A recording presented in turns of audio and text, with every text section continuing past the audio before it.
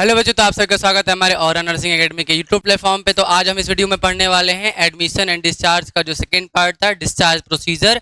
Discharge procedure में हम देखने वाले हैं कि डिस्चार्ज की डेफिनेशंस क्या होती हैं, कैसे पेशेंट का डिस्चार्ज किया जाता है। कोई पेशेंट एडमिट होता है हॉस्पिटल में, उसका एडमिशन होता है, तो उसके डायग्नोसिस एंड ट्रीटमेंट के बाद जो उसकी डिस्चार्ज प्लानिंग होती है वो कैसे होती है, सारी चीज़ें हम देखेंगे। उसके क्या क्या प्रोसीजर्स होते हैं, क्या क्या पर्पज़ होते हैं, क्या क्या स्टेप्स होते हैं, इन सारी चीज़ों को हम देखेंगे वन बाय वन। और क्या क्या नर्सेज की नर्स एंड रिस्पॉन्सिबिलिटीज़ होती हैं, रूल्स एंड रिस्पॉन्सिबिलिटीज़ होती हैं, इसको भी हम इस वीडियो में देखेंगे। तो चलिए वीडियो को स्टार्ट करते हैं और हम पढ़ते हैं कि एडमिशन प्रोसेस और डिस्चार्ज प्रोसेस क्या होता है। तो हम बात करते हैं डिस्चार्ज की डेफिनेशन की।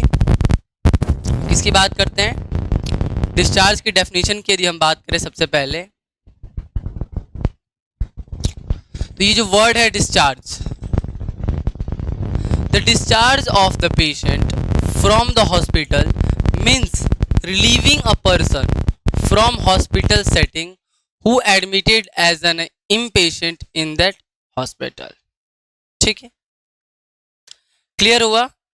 Discharge of patient from the hospital का मतलब क्या है? उस पेशेंट को रिलीव करना उस हॉस्पिटल सेटिंग से जो एडमिट हुआ था, किस तरह?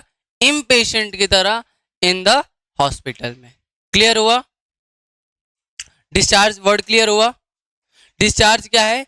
किसी भी पेशेंट को डिस्चार्ज करना, रिलीव करना, वहां से छोड़ना उसको वहां से, ठीक है, उसको अपने रिस्पेक्टिव होम या रिस्पेक्टिव अदर हॉस्पिटल्स में एडमिट कराना। तो उसी प्रोसेस को हम क्या बोलते हैं? डिस्चार्ज बोलते हैं, जो कि कभी एडमिट हुआ था अपने डायग्नोसिस एंड ट्रीटमेंट के लिए। डिस्चार्ज और dismissal from the hospital means the departure of the patient from the hospital. Departure of the patient from the hospital. Clear हुआ?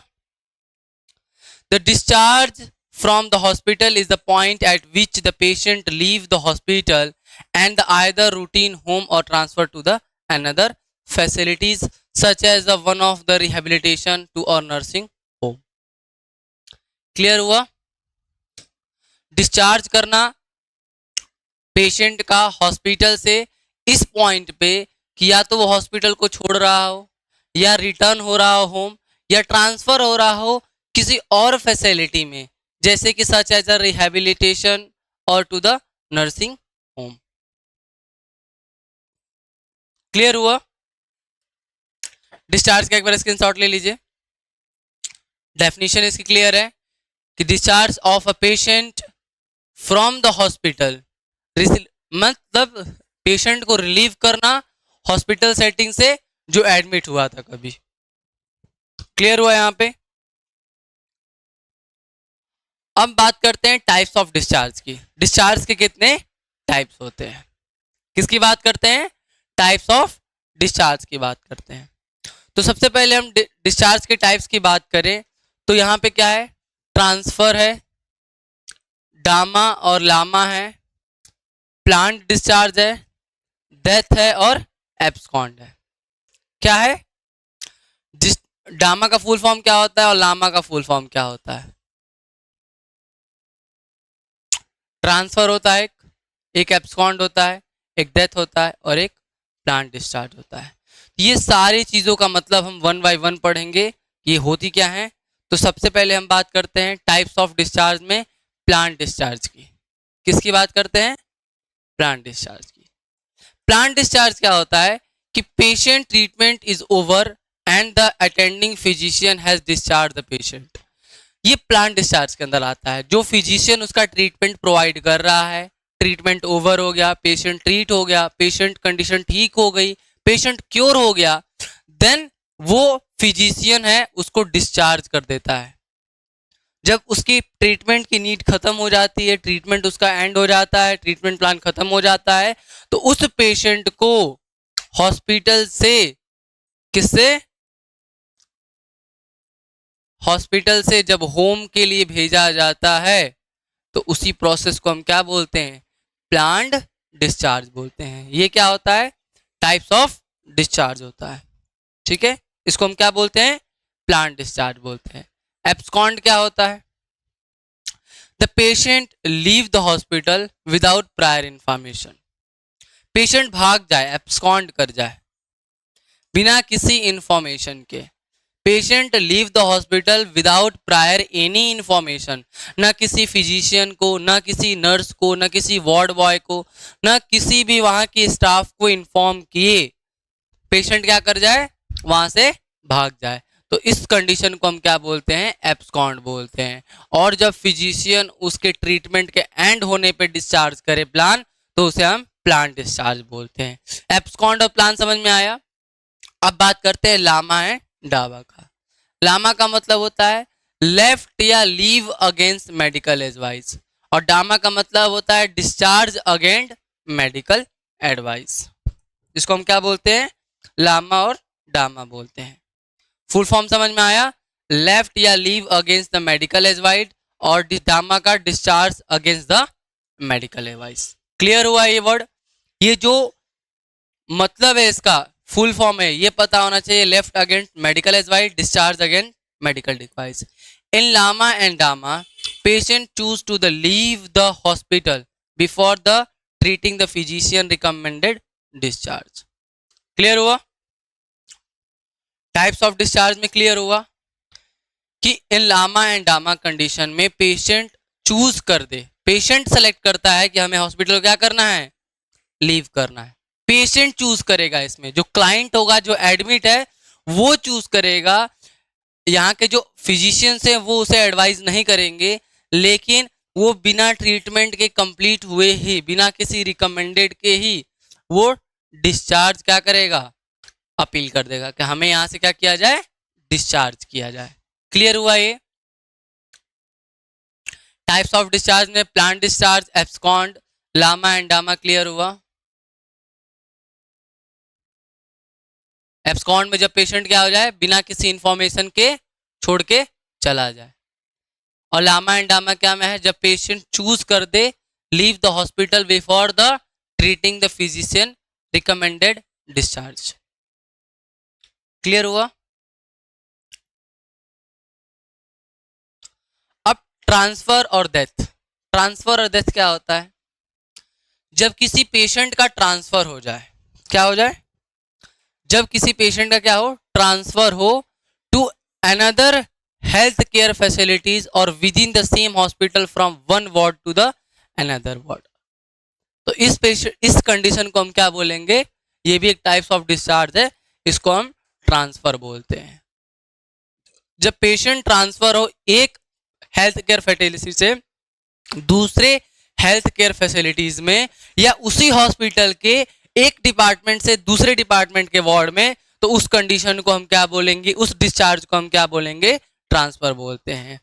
डेथ की बात करें तो after the death of the patient the dead body is hand over to the relative after the completing the discharge procedure. Discharge procedure complete करने के बाद जो dead body होती है पेशेंट की आफ्टर द डेथ, उसको हम क्या कर देते हैं? हैंड ओवर कर देते हैं उनके रिलेटिव या उनके फैमिली मेंबर्स को। तो इसी प्रोसेस, ये भी एक टाइप्स ऑफ डिस्चार्ज है, इसको हम क्या बोलते हैं? डेथ बोलते हैं। क्लियर हुआ?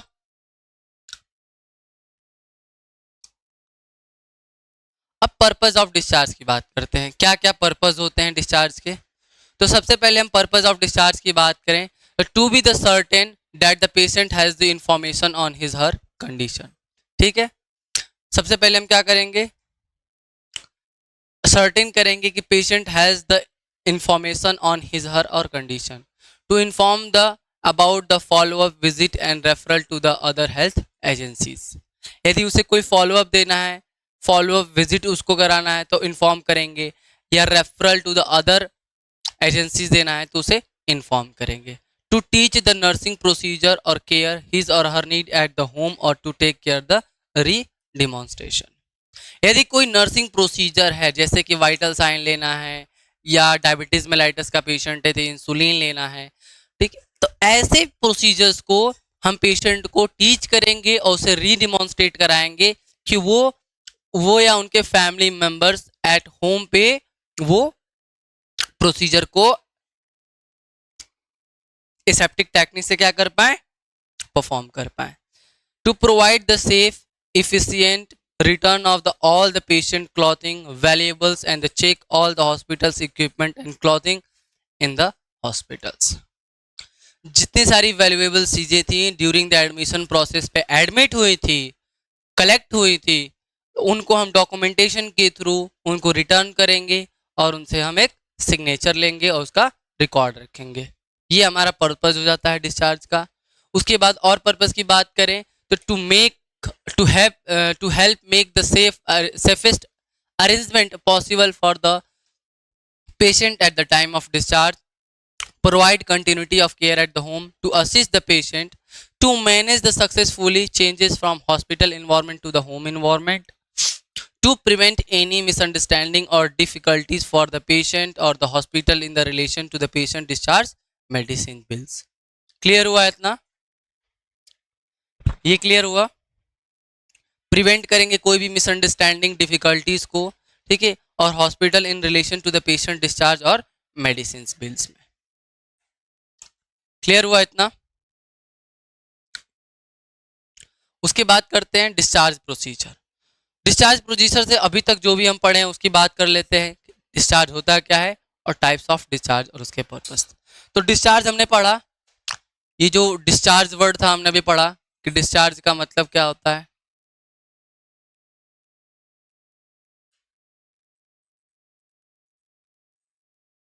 कोई भी पेशेंट को यदि हम रिलीव करते हैं हॉस्पिटल सेटिंग से आफ्टर द ट्रीटमेंट या उसके रिकमेंडेशन पे, तो हम उस प्रोसेस को क्या बोलते हैं, डिस्चार्ज बोलते हैं। क्लियर हुआ? किसी भी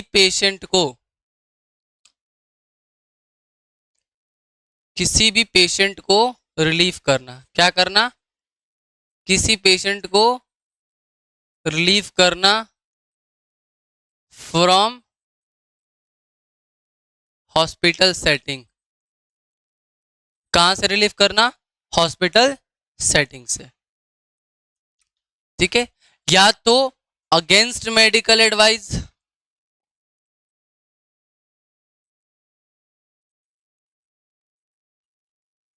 या आफ्टर द ट्रीटमेंट, ठीक है। ये हमारा डिस्चार्ज हो गया।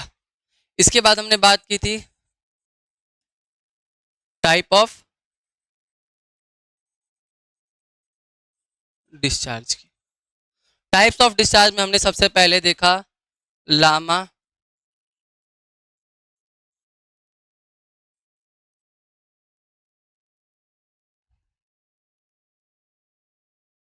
हमने क्या देखा, लामा देखा।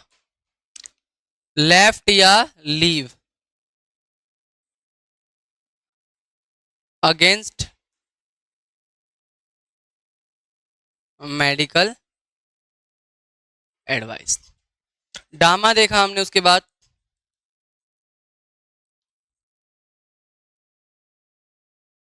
Discharge against medical advice. उसके बाद हमने एब्सकॉन्ड देखा। उसके बाद हमने क्या देखा, ट्रांसफर देखा। उसके बाद हमने डेथ देखी। ये सब हमारे कितने थे, टाइप्स थे हमारे एडमिशन डिस्चार्ज प्रोसेस के। किसके? डिस्चार्ज के।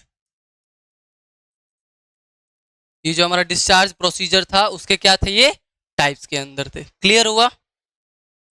Types of discharge, lava leave against medical advice. इसमें पेशेंट क्या करता है, जो फिजिशियन होता है उसके एडवाइस के बिना ही लीव कर देता है। डामा में डिस्चार्ज हो जाता है, leave against the discharge against the medical advice. Abscond में पेशेंट हॉस्पिटल को डिस्चार्ज लीव कर देता है, छोड़ देता है विदाउट एनी प्रायर इंफॉर्मेशन।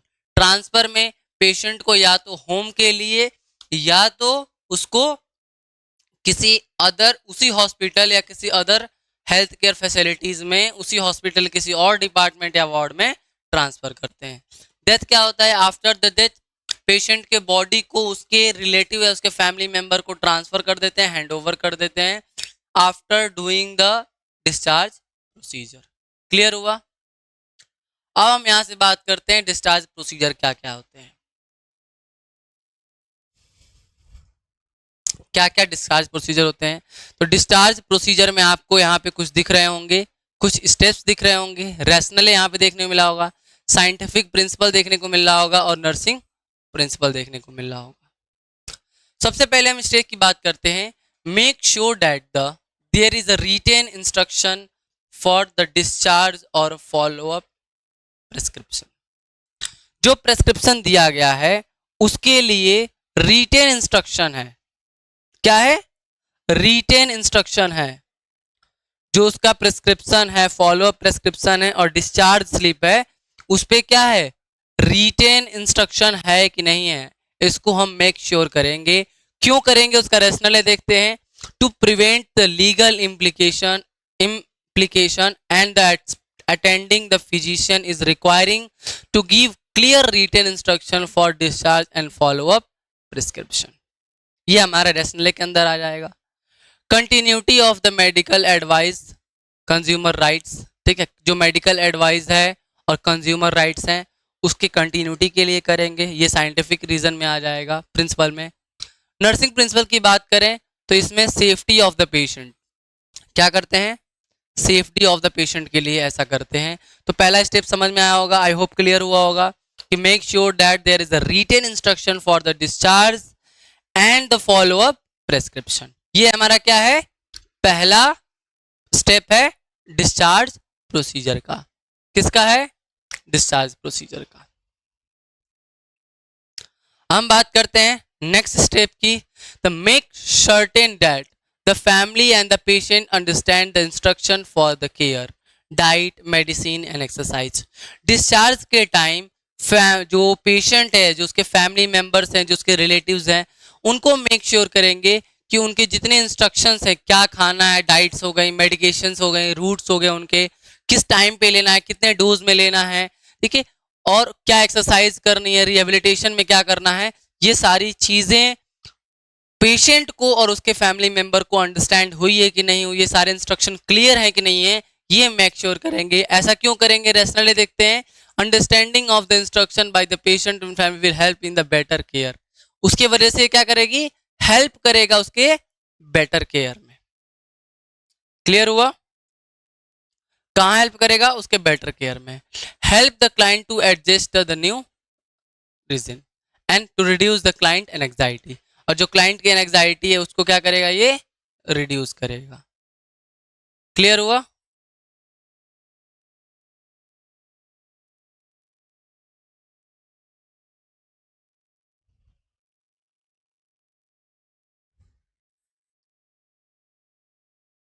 ठीक है।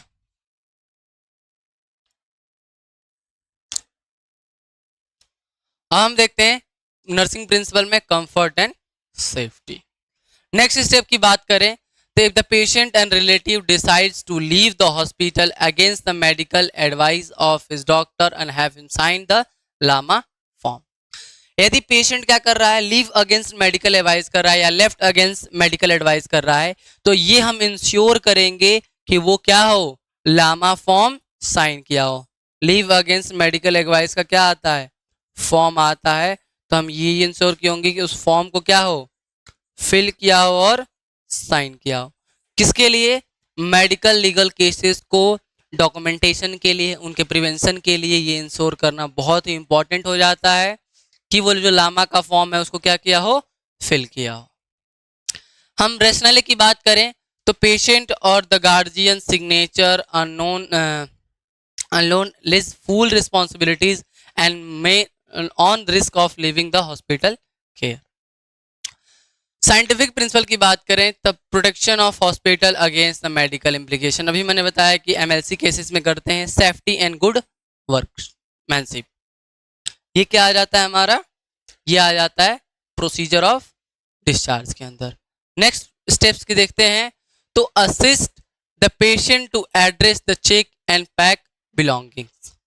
हम क्या करेंगे? पेशेंट को असिस्ट करेंगे कि जो उसके बिलोंगिंग्स थे, जो उसके वैल्यूएबल्स थे, उनको चेक कर ले और पैक कर ले। ठीक है, ऐसा हम क्यों करेंगे? Conserve the strength and avoid the loss of any personal belongings. Scientific principle की हम बात करते हैं, helps to reduce the anxiety and stress. Nursing principle की बात करें तो कंफर्ट एंड सेफ्टी आ जाता है। नेक्स्ट स्टेप की बात करें, collect the discharge slip and prescription that is the patient is to be take with him for follow up care.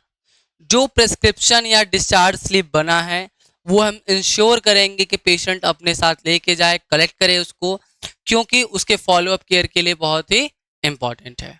Rationally की बात करें तो to make him self reliant बनाने के लिए, gradual adjustment to the home life and after the care reduce the anxiety and promote health. ये हमारा scientific principle आ जाएगा। नर्सिंग प्रिंसिपल की बात करें तो कंफर्ट एंड सेफ्टी हो जाएगी। Complete the patient record and discharge summary. Because of the legal implication, it is important that all the hospital documents should be completed. Hospital records करेंगे, form legal advice भरेंगे, safety and protection of hospital policies. ठीक है, safety and protection of hospital policies ये किसके आ जाएंगे? हमारे nursing principal के अंदर आ जाएंगे। क्लियर हुआ यहाँ तक? आगे बढ़े। अब हम बात करते हैं नेक्स्ट स्टेप की, transport the patient and his belonging via wheelchair, assist the patient into the vehicle। क्यों करेंगे? ensure the safety of the patient के लिए hospital personal care and responsible unit patient leave the hospital। Help करेंगे, scientific principle की बात करें तो help करेंगे पेशेंट को to have a sense of belongings and maintaining the interpersonal relationship. IPR को मेंटेन करेंगे। किसको मेंटेन करेंगे? आईपीआर को। क्लियर हुआ? अब नर्सिंग प्रिंसिपल की बात करें तो safety and maintaining the interpersonal relationship, IPR. Interpersonal relationship क्या है अभी बात करेंगे इसके बारे में कि आईपीआर होता क्या है। Care of a unit after the discharge, to keep the ready the unit for admission of new patient, ensure the cleanness for the next patient. ठीक है, यूनिट को केयर करेंगे यूनिट का आफ्टर द डिस्चार्ज। और क्यों करेंगे? Rational में बात करते हैं, keep ready for the unit for admission of a new patient के लिए। Safety and good workmanship, economy of the time and material and energies को सेव करने के। ये हमारा क्या था? डिस्चार्ज था। एक बार आप देख ले सकते हैं शुरू से जो हमारा डिस्चार्ज का प्रोसीजर था ये था। यहाँ पे सबसे पहले हम बात करते हैं डिस्चार्ज के प्रोसीजर की। तो सबसे पहले एक एक स्टेप, उसके रेशनलेस, उसका जो साइंटिफिक नॉलेज था, जो उसका साइंटिफिक रीजन था, साइंटिफिक प्रिंसिपल था, और जो उसका नर्सिंग प्रिंसिपल था उसकी बात करते हैं। तो सबसे पहले आप चाहें तो इसका स्क्रीनशॉट भी ले सकते हैं हर एक स्टेप्स का। तो सबसे पहले हमने बताया था कि मेक श्योर करेंगे कि जो रिटन इंस्ट्रक्शन है डिस्चार्ज का और फॉलो प्रिस्क्रिप्शन होना चाहिए। उसके हमने रेशनले की बात की, उसके साइंटिफिक प्रिंसिपल की बात की, और उसके हमने नर्सिंग प्रिंसिपल की बात की। उसके बाद हमने देखा सेकेंड स्टेप में कि make certain that the family and patient understand the instruction for care, जैसे कि डाइट, मेडिकेशन एंड एक्सरसाइज। उसके हमने रेशनले की बात की, साइंटिफिक प्रिंसिपल की बात की और नर्सिंग प्रिंसिपल की बात की। नेक्स्ट स्टेप देखते हैं, third step, if the patient and relative decided to leave the hospital against the medical advice of his doctor and have him sign LAMA form. तो हम क्या करेंगे कि सबसे पहले यदि पेशेंट वो एडवाइस के अगेंस्ट यदि करना चाहता है तो हम उसे लामा फॉर्म फिल कराएंगे। इसके रेशनले की बात की हमने, साइंटिफिक प्रिंसिपल की बात की एंड नर्सिंग प्रिंसिपल की बात की। आप एक बार चाहें तो इसका स्क्रीनशॉट ले सकते हैं। उसके बाद हम बात करते हैं नेक्स्ट स्टेप की। तो पहला स्टेप यहाँ पे ऊपर दिख रहा होगा आपको, assist the patient to address the check and pack belongings. Rationale हमने बात किया, साइंटिफिक प्रिंसिपल बात की और नर्सिंग प्रिंसिपल की बात की।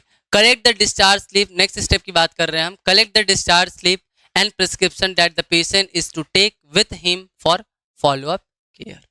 फिर इसके rationale, scientific and nursing principle की बात की। नेक्स्ट स्टेप देखते हैं last, complete patient record and discharge summary. जो पेशेंट का रिकॉर्ड है और डिस्चार्ज समरी है उसको हम क्या करेंगे? कंप्लीट करेंगे। इसके रेशनले, साइंटिफिक प्रिंसिपल की हमने बात की। उसके बाद नेक्स्ट स्टेप की बात करते हैं, transport the patient and his belongings via the wheel chair, assist the patient into the vehicles. इसके रेशनल, इसके साइंटिफिक और नर्सिंग प्रिंसिपल की बात की हमने।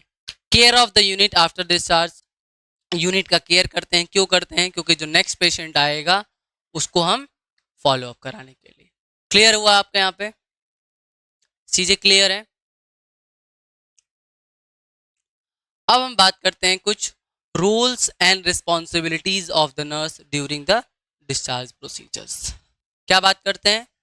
Rules of the nurse and responsibilities of the nurse during the discharge procedure. जो discharge procedure होता है उसके क्या क्या रूल्स होते हैं, क्या क्या रिस्पॉन्सिबिलिटीज होती हैं, इनको इस पे फोकस करते हैं। तो सबसे पहले देते हैं see the doctor's written order for discharge. Discharge करने से पहले हम क्या नोट करेंगे? जो डॉक्टर का रिटन ऑर्डर है कि नहीं, पेशेंट किस टाइप का डिस्चार्ज लेना चाहता है, लामा, डामा, एब्सकॉन्ड या ट्रांसफर है या डेथ है। तो रिटन ऑर्डर हम सबसे पहले सी करेंगे। No client should be discharge without the doctor written order. कोई भी क्लाइंट यदि वो एब्सकॉन्ड नहीं है, एब्सकॉन्ड की केस नहीं है, तो वो बिना डॉक्टर के साइन के, बिना ऑर्डर के उसके वो छोड़ नहीं सकता है। Explanation for the discharge procedure, discharge procedure के लिए क्या करेगा? एक्सप्लेनेशन होना चाहिए। Hand over the personal belonging and clothing, jewelleries and other the valuables that were instructed with the hospital at the time of admission should be return to the client.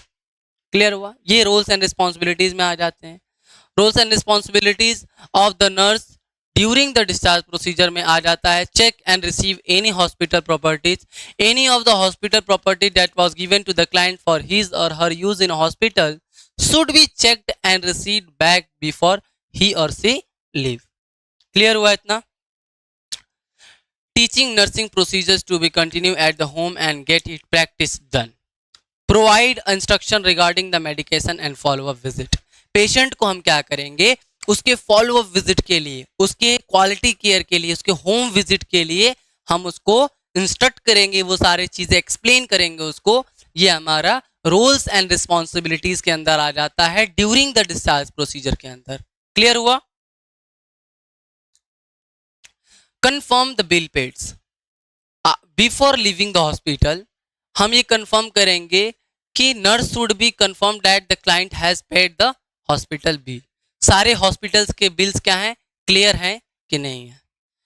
Inform other departments regarding the discharge. Inform करेंगे other departments को, ये patient, इस ward का patient, इस case का patient discharge हो रहा है। Documentation, the nurses should check that the charts and files are completed. Documentation complete है कि नहीं है, ये सारी चीजें चेक करेंगे। कौन चेक करेंगे? During the discharge procedure. ये किसके अंदर आ जाती है? रूल्स एंड रिस्पॉन्सिबिलिटीज के अंदर आ जाती है। Arrange the transport, transport arrange करेंगे पेशेंट के लिए। If the patient is not able to walk then nurses should see that he or he is transferred either on a wheelchair and the stretcher. If the DAMA, check the consent form. If the form should state that the person is living against the medical advice of a doctor and neither doctor or not the hospital can be held responsible for any ill effects and happening after the departure. ये हम सारी चीजें लामा के condition में करेंगे, डामा के condition में करेंगे।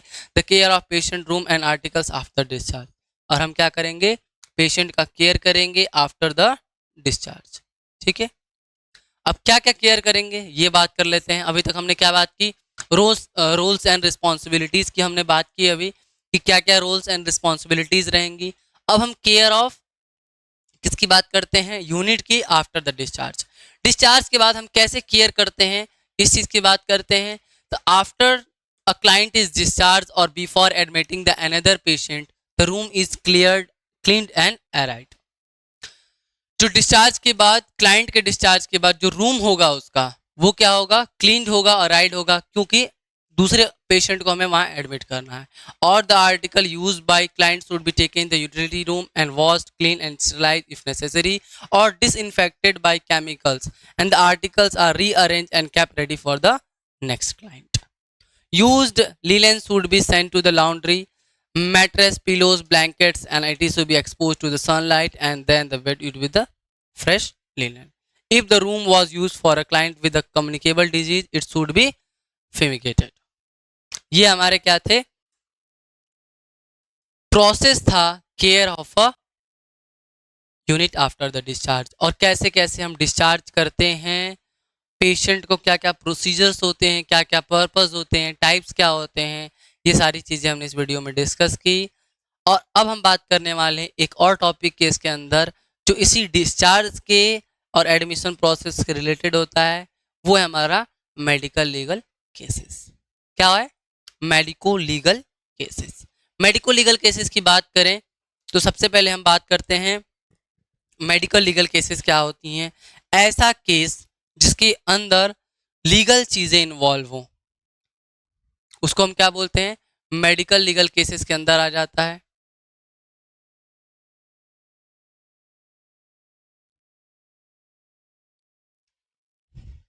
ये हमारे किसके अंदर आ जाते हैं?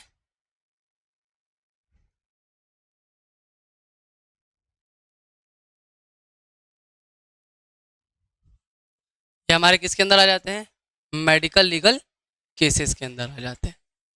मेडिकल लीगल केसेस वो केसेस होती हैं जो या तो एक्सीडेंटल केस होती है जिसमें पुलिस इन्वॉल्व होती है, या हमें किसी लीगल प्रोसेस के लिए उसकी ज़रूरत पड़ सकती है।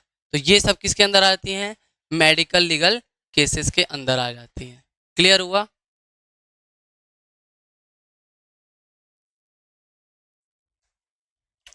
वन बाय वन हम देखेंगे मेडिकल केसेस क्या होती हैं, क्या क्या ज़रूरत पड़ती है इसके अंदर।